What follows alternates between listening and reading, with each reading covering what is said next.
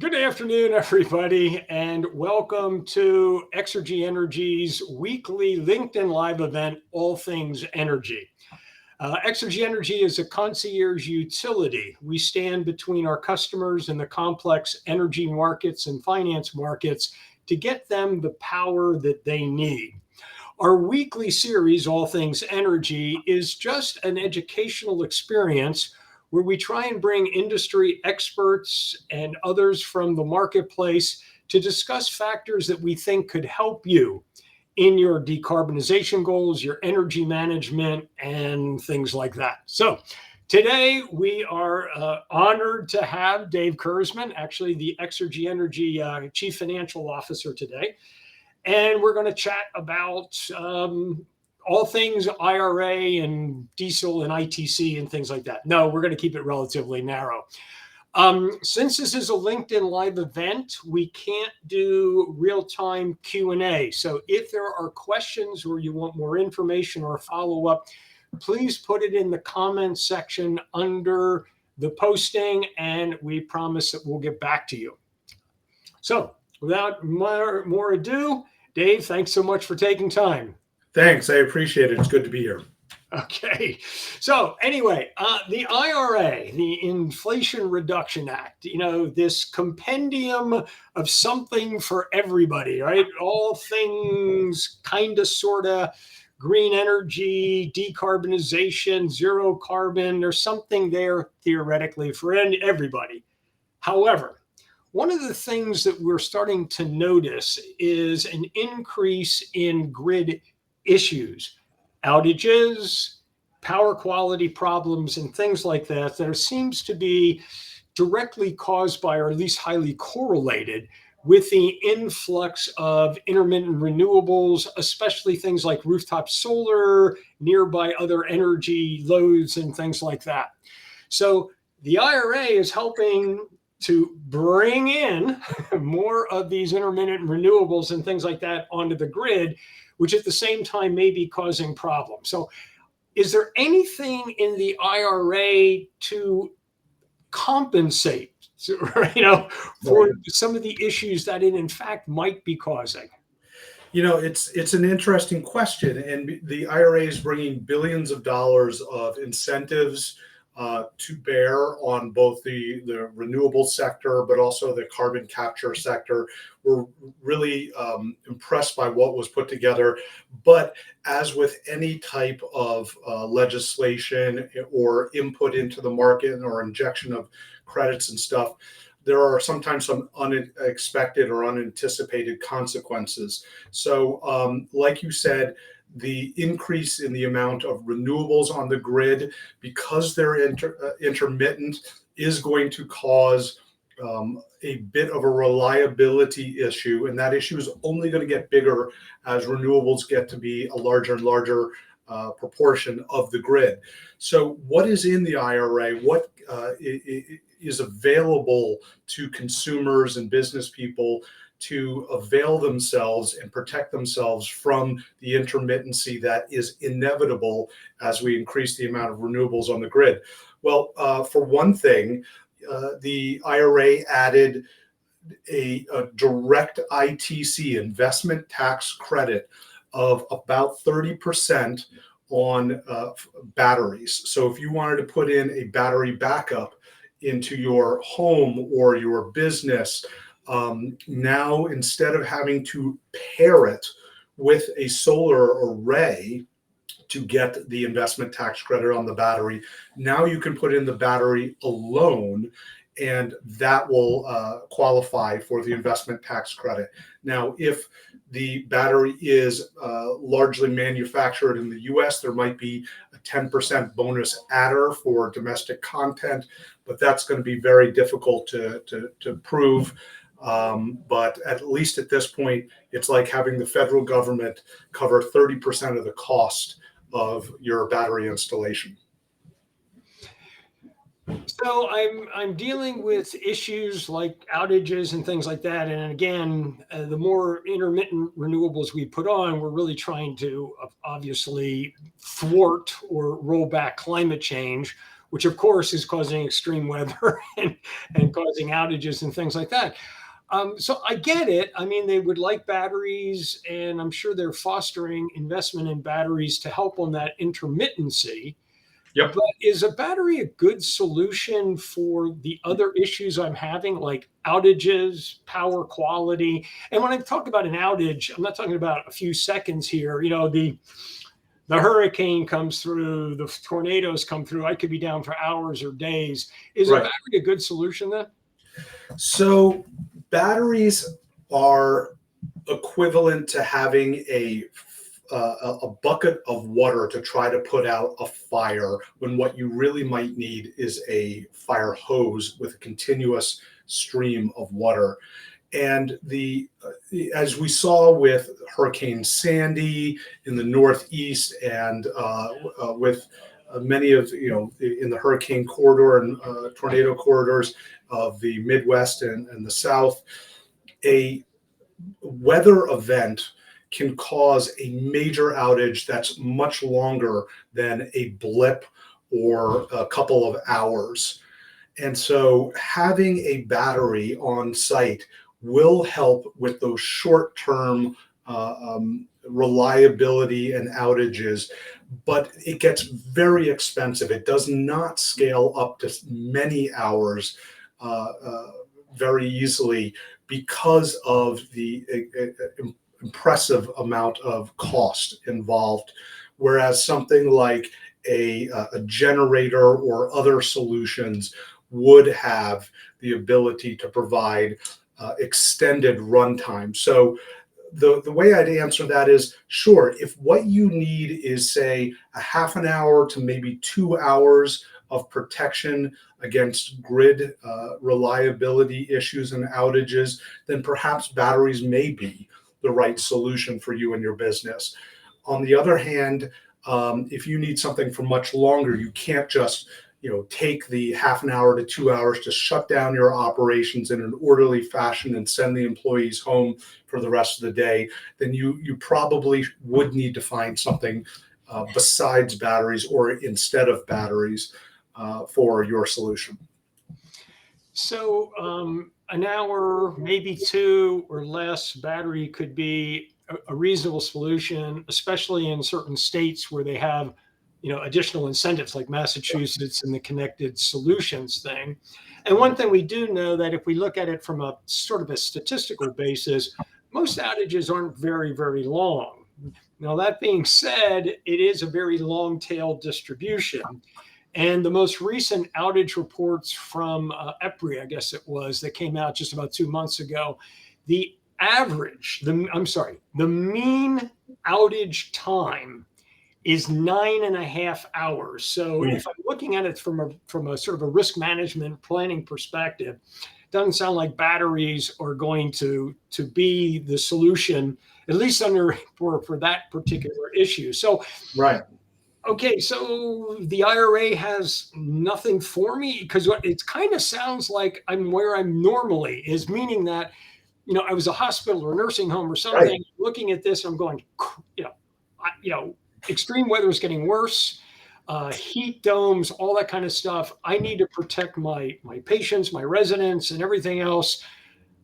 Battery isn't going to work. So am I sort of out of luck with the IRA? There's nothing there for me. If I need, probably what I need is a backup generator, right? Well, it's interesting because a lot of people don't realize that about 90% of all outages are caused by weather events. And with climate change, the frequency of weather events causing outages is only likely to increase. So your question is very pertinent to the time. How would we address these longer outages?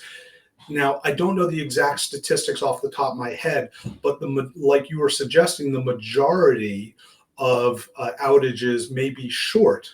But if what you need is a longer term solution for that minority of the time that the outages are more extended, then yes, we are looking at backup generators. But fortunately, in the IRA, the Inflation Reduction Act, there are some stipulations and things that consumers and businesses can do and use that will allow them to avail of some of the tax benefits.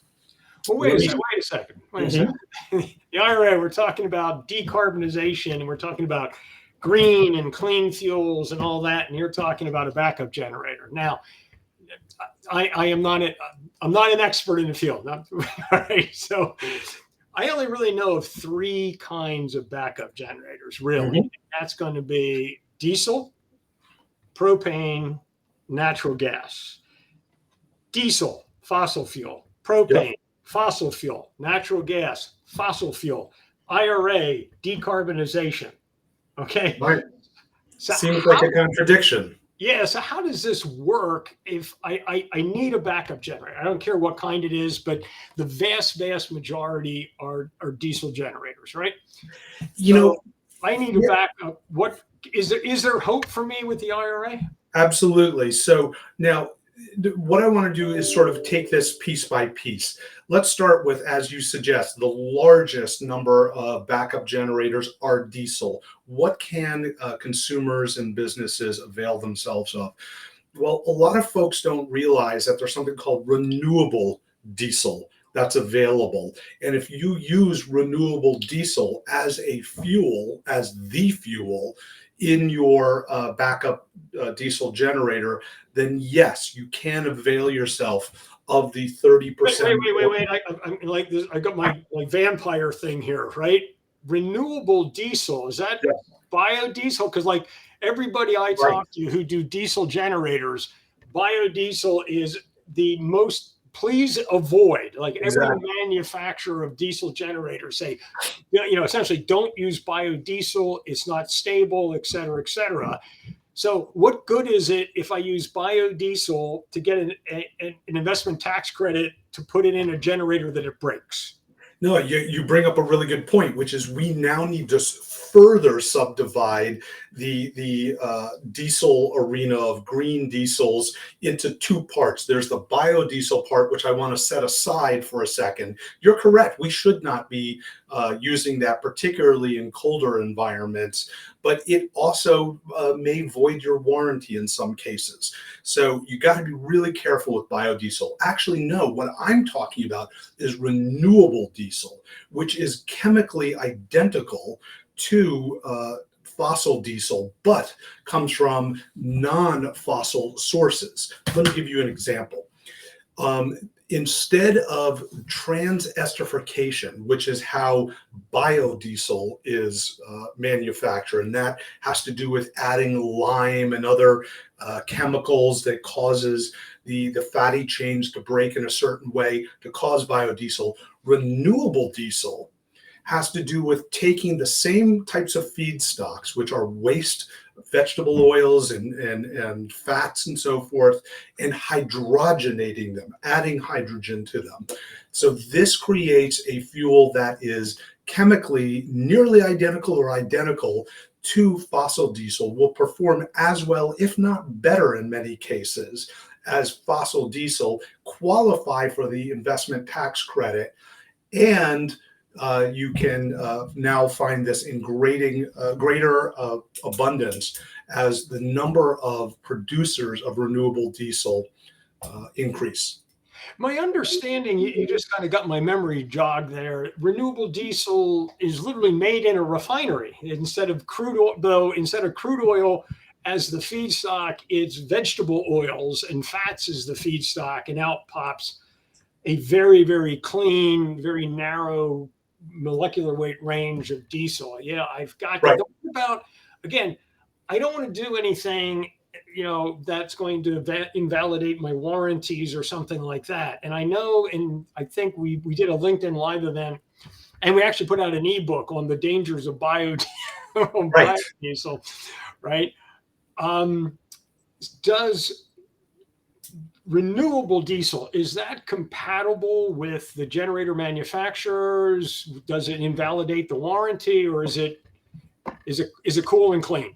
Right. So in the case of renewable diesel, and I want to separate this from the biodiesel discussion. In the case of renewable diesel, it is a drop-in replacement for fossil diesel. Yes, you can completely reduce or eliminate your fossil diesel usage and use renewable diesel in its place. That said, you will always want to check with your manufacturer of your engine to make sure that it does not void the warranty. And in most cases, it does not.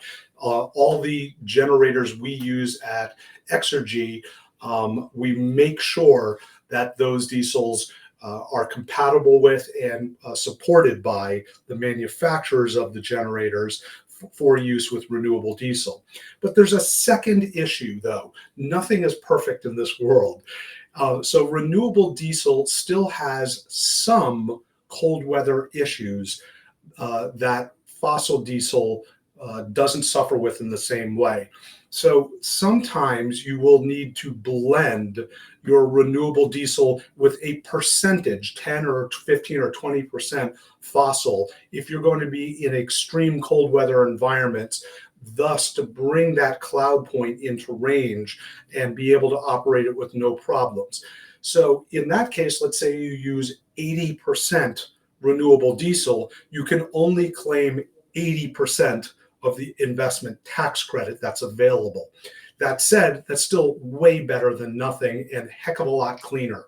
If you're in a warmer environment and you can use renewable diesel in 100% pure form, you're substantially reducing or actually nearly eliminating your carbon footprint, and you're getting the 30% or even higher investment tax credit. And you're able to source this now from typical fuel providers and distributors. Okay, so let's step back a little bit. I want to make sure that I understand. So if I use renewable diesel in I'm going to say my brand new, to start that way, my brand new diesel generator, right? Yep. I can claim the ITC for this. Why? Well, in the Inflation Reduction Act, there is a section that allows for this. But specifically, it's amending, I think it's section 45, that says if you are able to use a agricultural product as a fuel, and it would be as if you were using it in a production tax credit or an investment tax credit application under section 45, then yes, you can claim that agricultural based product fuel towards the investment tax credit. And that's how you qualify. Okay, I mean, and that's super interesting in the sense that, let's say I was going to do $1 million of a diesel backup generator situation. You're telling me that I'm going to say effectively after taxes and things like that, it doesn't cost me $1 million. It really only cost me $700,000. Is that really what you're saying? No, so let's look at the whole sort of life cycle of owning a diesel generator and take a look at how this would work. Yes, you still have to pay the manufacturer the full $1 million price, but you will be able to claim, if you use 100% renewable diesel 100% of the time, even as a backup generator, then yes, you can claim 30% investment tax credit, and you will be able to effectively reduce the price of your generator to $700,000. Now, let's look at the rest of the life cycle. The renewable diesel tends to be at a slight premium to fossil diesel. So yes, it is going to be a little bit more expensive to operate it, but in a backup instance where you may be running tens or hundreds of hours a year, that premium really isn't going to come anywhere near offsetting the benefit of the investment tax credit. Okay, in this circumstance of the ITC on, and we're still talking diesel because we'll go to other generators in a moment. Yep. Does it come under the same ITC rules with respect to prevailing wage, brownfield, domestic content, and all that? So when we use the term 30%, we're making certain assumptions, or is there a different set of rules for the ITC on this? Absolutely. Now that's a great question, and this gets into some of the nitty gritty but important aspects of the rules. Under the IRA, the ITC starts at 6%, which is not a huge percentage, and but if you use prevailing wage on projects that are 1 megawatt or larger, then you get that five-fold factor improvement from 6 to 30%. What's really nice is that there's a carve out for smaller sub 1 megawatt project or diesel generators or natural gas generators, etc. Those sub 1 megawatt do not have to comply with the prevailing wage provisions of the IRA, and thus you can jump immediately from the 6 to the 30% benefit. Okay, so again, sort of investigating the ITC. My recollection is you get it all at once when you file in the first year, but it actually is, in a sense, earned over five. You got a 5-year hold period where that asset needs to be, in place and operating and all that.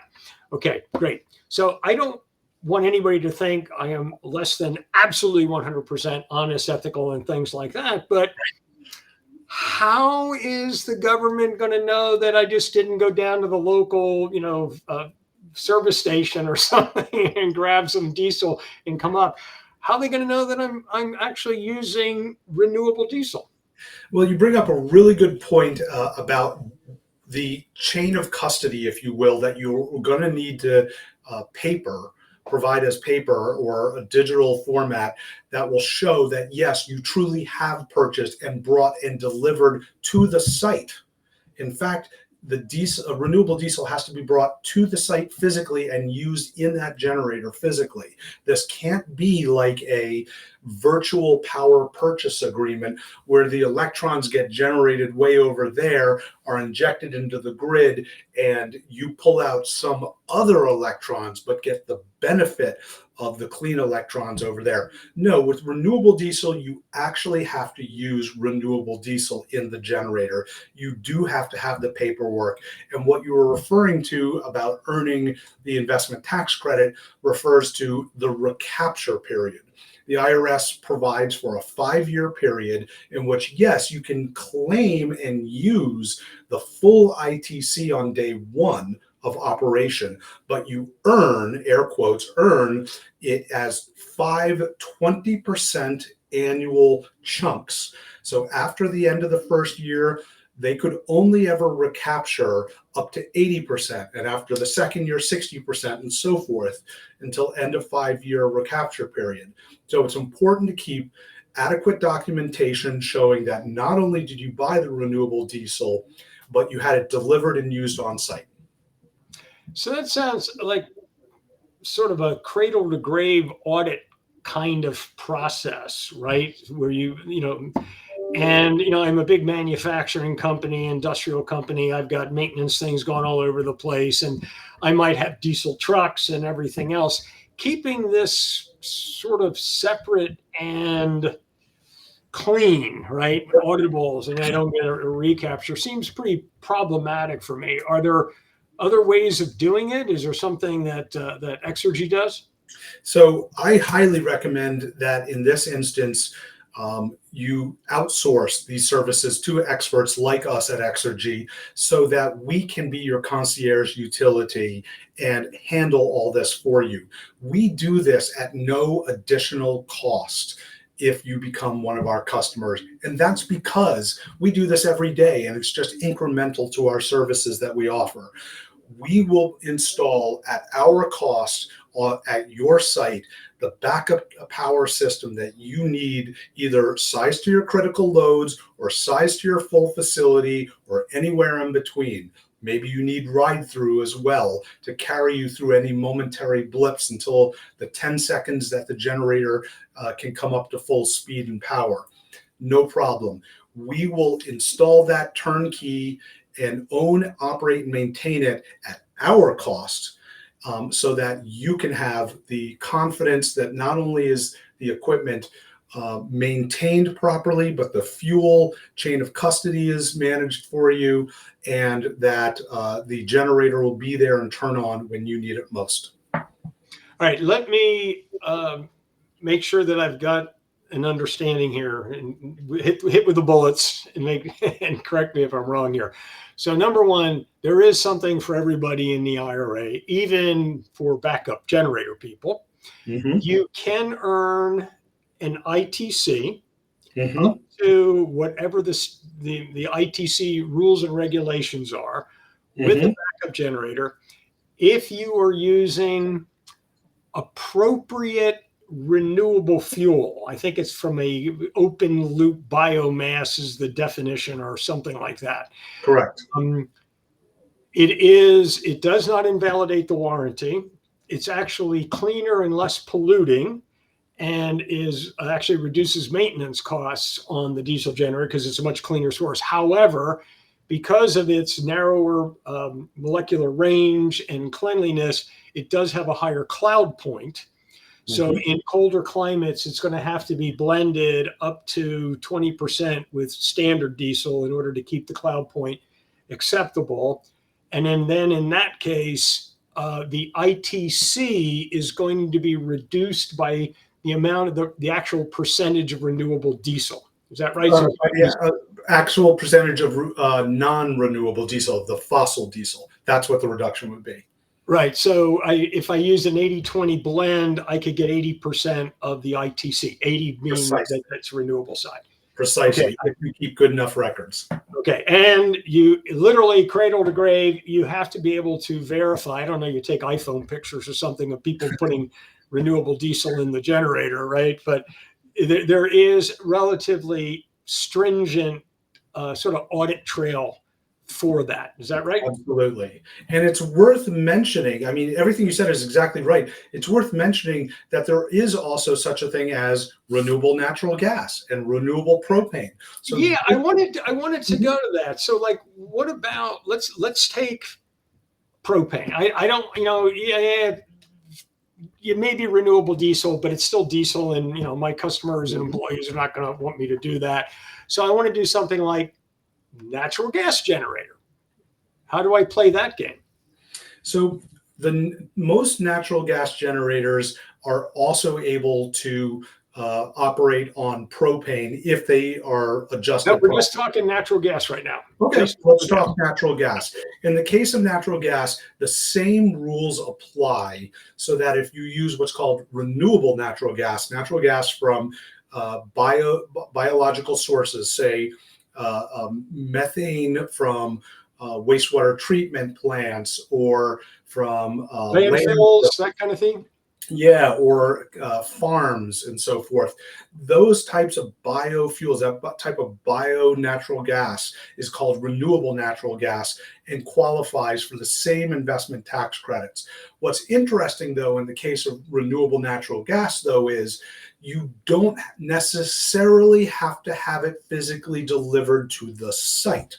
You can have it injected at a site some distance away, but that pipeline that it gets injected into does need to be physically connected to where you pull the molecules out for your usage. So it's not exactly a true virtual, but it's much easier and closer than renewable diesel, and would be easier to do the paper documentation necessary to claim the ITC credits. Okay, so I mean, to put it as a sort of an example, I may be buying renewable natural gas from a dairy farm in Vermont, and my generator is in Tennessee. As long as, theoretically, as long as there is a pipeline through whatever mesh and interconnections it needs to be, if there's a physical location, then that complies. And it's really more than just sort of a contractual and accounting thing. Is they put this in they put this much in the pipeline, we took X out of the pipeline, and we just kind of like, do our double entry bookkeeping, and that's cool. In effect, that's right. Okay, Um, but that's a heck of a lot easier than this diesel stuff where I have to have a cradle to grave and pictures and everything else. Why isn't everybody just doing renewable natural gas then? I think that renewable natural gas has a lot of potential for this, except that right now, those sources of renewable natural gas, what's called low carbon intensity renewable natural gas, are being largely directed towards much more valuable opportunities in the transportation market, both in the RINs, or the renewable identification number market, to earn RIN 3s, RIN 5s, et cetera, which we can get into if you'd like, and also for the California low carbon fuel standards benefit, which generates so much more value than the molecules of natural gas are worth, that all the producers are largely injecting into the pipeline for that benefit, making buying renewable natural gas for the type of applications we're discussing basically cost prohibitive. So if my memory serves me correct, like renewable diesel sells at a premium, somewhere between 18 to 20% premium. And again, we're talking about backup generators. They don't run that often. So it's the comparison of the premium you're spending. Yep. You're only running a few hours a year compared to the ITC.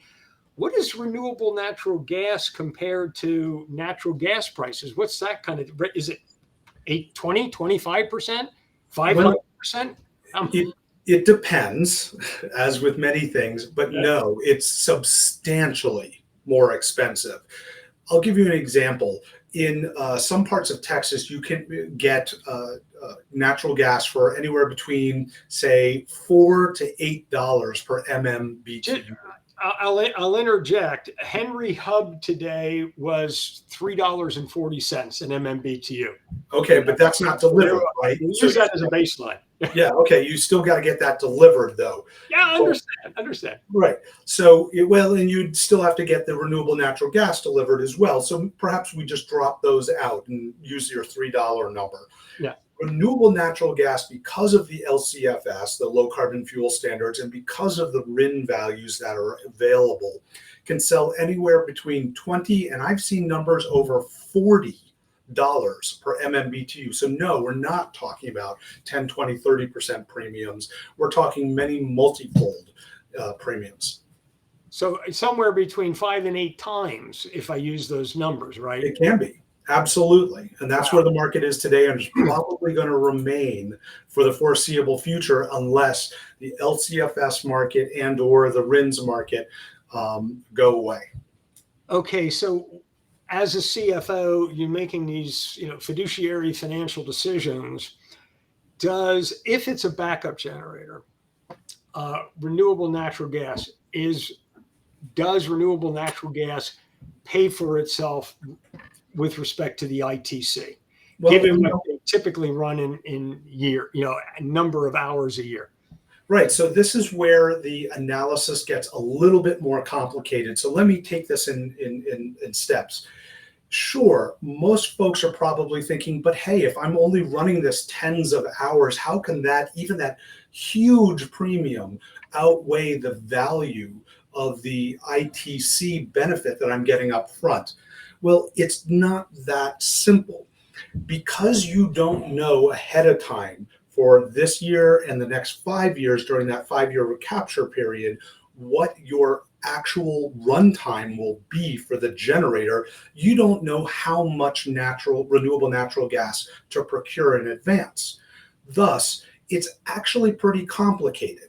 Would you then buy a long position for, say, covering yourself for 50 hours a year for the next 5 years? Well, it's almost impossible to get a contract for those types of tiny volumes. Second of all, let's say you could get a contract for that type of tiny volume, and you only operate for 10 hours a year. Well, you've locked in the price at which you're buying renewable natural gas. What if the price declines over the next 5 years and you're forced to sell at a loss? So knowing exactly those numbers is really, really hard, and why hiring somebody like Exergy to handle a lot of these details and to educate you on this information is so essential. So part of the problem, like in the case again of diesel, it's a small premium. In the case of renewable natural gas, it's a huge premium. I may only use it a few hours a year, maybe, right? But if I Yep. go back and say I have a big outage and I may have to run days on end or weeks on end for me to still be in compliance with the ITC, even though it's an emergency situation and the grid is down, I still have to be running renewable natural gas. So I could be underwater seriously in that circumstance, meaning Yeah. a few days or a week of running, and I blew through the value of the ITC at Exactly. a 5 to 8 time premium. So this is important. Let's take Hurricane Sandy, where some businesses were out for upwards of 30 days. It doesn't even need to be 30 days. It could be a week or two that you're out. If you have no renewable natural gas contract in place, or even something for only, say, 48 to 72 hours of renewable natural gas in place for the year, you're going to blow through that. You're going to blow through that in a big way and be forced to go out and buy in the open market whatever renewable natural gas is being sold for. And after a major hurricane or storm, chances are the price of renewable natural gas will rise in lockstep with fossil natural gas. So chances are you're going to be buying just as the market is at a premium. This is not when you want to be in the market. So making sure that you handle this carefully and hedge your bets is going to be really, really important. All right, let me make, again, just for the sake of the audience and myself, make sure that I've got it. You can play the game. I don't mean it in a negative way. You can play the game, but you can play the game with the ITC with natural gas generators utilizing renewable natural gas. However, it's not a slam dunk the way it is with diesel, because the premium for renewable natural gas is so high because of the competing value in the transportation market with the RINs and the LCFS. Number two, it's not that prevalent. There's not that much out there, that it's very competitive, but at the same time, it's extremely difficult, if not impossible, to get to source it in small volumes. Yes, that's right. And and in most cases, because of that premium, there is unlikely that you're going to actually get a return from the ITC on that it's just so much, much more expensive. Right. Did I got those right? Exactly. And this is why we tend to recommend, and we look at every situation independently, but we tend to recommend the renewable diesel applications to a great extent over the renewable natural gas applications. And then also most, natural gas generators for our customers and our competitors and friends and things like that are used for other purposes as well than just backup. So they're used for demand response and in ERCOT, ECRS, and things like that. During those times, demand response and everything else, again, you'd have to use renewable natural gas, which is going to put a huge squeeze on the profitability of those grid services. So that's correct. And if you doesn't sound like it pays for itself necessarily. Yeah, and if you decide to play the game even more complicated, and instead during those times of demand response, ERS and ECRS, or what have you, that you want to capture some of the additional value available in that generator to support the grid, and you decide to use fossil natural gas for those periods, well, then you've got to decrease your claim on the investment tax credit, and you'll be forced to give back, or the IRS will recapture a portion of the investment tax credit that you claimed in lockstep proportion with the amount of fossil natural gas that you used. Now, one of the things in the IRA was this transferability or ability to sell an ITC. So let's use a great example. I'm a nonprofit nursing home. I need to get a backup generator. We're going to get a nice diesel backup generator. Hey, if I why should I bother using renewable diesel that generates an ITC, which I can't use anyway? Right. Or is there something in that for us nonprofit people? So there's a couple things, and I'd like to divide this both into the nonprofit discussion and the for-profit discussion, because you bring up something really important about the Inflation Reduction Act that was a new feature, which is transferability of tax credits, or TTC. What that in essence says is you can throw away the complicated structures that everyone had to use with partnership flips and inverted leases and so forth.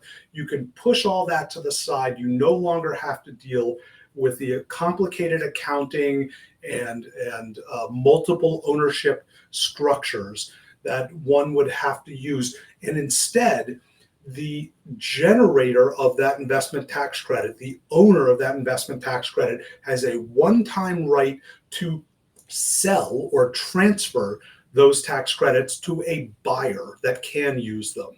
So for a for-profit application, that would be really great, because let's say you had some losses last year or expect some losses this year, and you don't have a use for those investment tax credits. You can sell them. Now, typically you're going to sell them at a discount to face value, otherwise no one would want to buy them.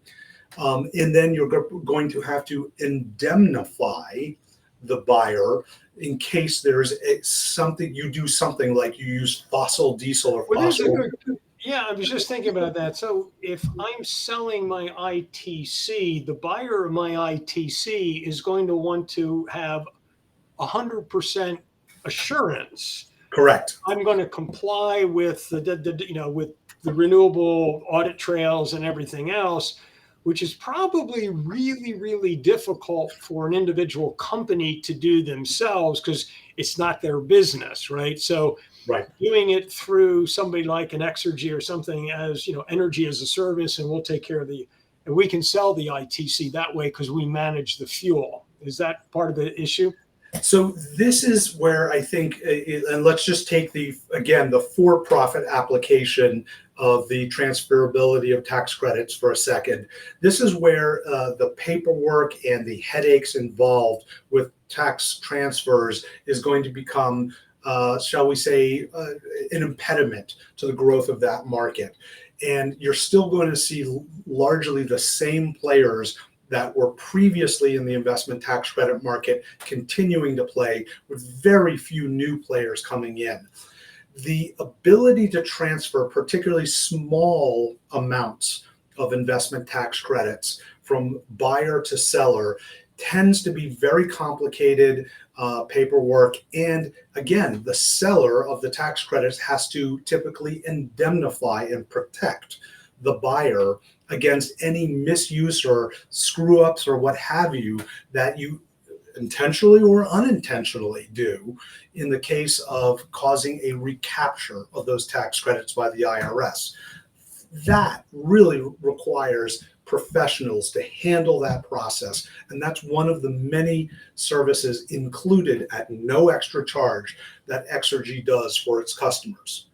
Now, yeah, I was going to say, so what about my nonprofit guys? Yeah, let's get back to your nonprofit. That was the for-profit. Yeah. On the nonprofit side, there's actually a new feature under the Inflation Reduction Act. Nonprofits can get direct payment of the tax credits, like a cash refund, if you will, from the Treasury directly back to them, equal to the investment tax credit that they would have been able to earn and use. But they're a nonprofit, they can't use it, but the cash they can use. So the opportunity there would be to work either directly with your accountant or with a professional group like us at Exergy and allow us to help you claim that refundable tax credit back to your nonprofit. Now, there is going to be a time delay. Let's say you installed your generator, it's November now of 2023. You installed it in December. Well, you're not going to be able to get that refund until your nonprofit it claims and files its 2023 tax credits on its, what is that? I think that's a Form 990 or something like that. Mhm. Well, that may not be until as late as October of 2024. So maybe you would rather have that cash sooner and take a haircut by doing the tax credit transfer rather than waiting for the refund to come in. Some larger, more well-funded nonprofits might be able to handle that delay in receiving the Mhm. refundable tax credits. But that's, again, something that we can help you do that analysis and communicate with your accountants so that you can choose what's best for your organization. Well, we've kind of come to the end of our time. Thank you so much. Let me do a quick wrap up and then ask you the sort of the closing question. Sure. We started off was there's something for everybody in the IRA, except, and we've now plugged that hole. There's something for everybody in the IRA, and when Right. it comes to resiliency um, and things like that, it's not limited to batteries. So if you are in the market for a backup generator, talk to us because there are ways of reducing that cost up to 30% if you know how to do it right and apply the ITC from the IRA. Renewable diesel is easy. Renewable Yep. natural gas is, I'm sorry, go ahead, Dave. Well, there's one other thing, which is, let's say you are considering a battery, not just a backup generator. You should Yeah. still talk to us because we're experts in that too, and we can help you do that analysis as well. Right. And it may be both. I mean, if you need a Correct. battery in order for ride through because you have critical systems that can't go down at all until the backup generator, you can get a tax credit on that. You can get tax credit on the generator as well. So again, Correct. there's something for everybody in the IRA. Renewable diesel in this case is compatible with generators. It is Correct. basically identical. It doesn't invalidate warranties. Do check with your generator manufacturer or your engine manufacturer, but you may have to do some blending because of wintertime temperatures and things like that. What didn't I ask that I should have asked? Or what else should our audience understand about this opportunity? That this is going to continue in the case of the renewable natural gas, renewable diesel opportunity for the next couple of years. And then there will be a slow phase out over the next couple of years. So really, you should start looking into this today. The long lead times for the engines and the generators is going to require that we look at these opportunities today, and that will allow you to install these before the phase out is complete, because you only earn the ITC for when the generator is placed in service. You cannot grandfather it for when you started spending the money. So that's, I think, a really important aspect of this that is a little different from the solar industry. Wait, you don't earn it until it's COD. Correct. But I believe that the ITC is decreasing with time. So does the grandfathering allow me to lock in a rate? So let's say it's going from 30 to 26 between 2 years. Right. Started the project in year 1, but the COD won't be until year 2 when it's down at 26. Is there a way that I can lock in the 30%? No. That is one of the key things you have to be careful about. From 2024 to 2025, there may be a step down from 30 to 26%. And in doing so, even if you spent 100% of the money in 2024, if the unit is not placed into service until 2025, that's what determines the year and the percentage that you can claim. You can only get the 26% ITC in that example. I appreciate that. That's kind of different than it is for wind and solar, I think. So. Precisely. Wind and solar, you can grandfather. I think it's by spending 5% or so, you can lock in that year and the 30% or what have you, investment tax credit with bonus adders and so forth. David, thank you so much. Appreciate it, everyone. Appreciate you attending today. I hope you found this interesting. Couple of things. If there are items that you would like us to cover, there's things that are of interest to you, put us, contact us either through our website or LinkedIn. Just give us a comment, say, hey, Exergy guys would really like you to talk about this or something. Next week, we have Wissam Belche from Mainspring, which is a really interesting new generator technology. Literally a linear generator. It's kind of taking the world by storm. It's very interesting on that. And again, if there's anything that is of interest to you and you'd like us to talk about it, cover it, please just let us know. Thank you so much and have a great evening. Thank you. Take care.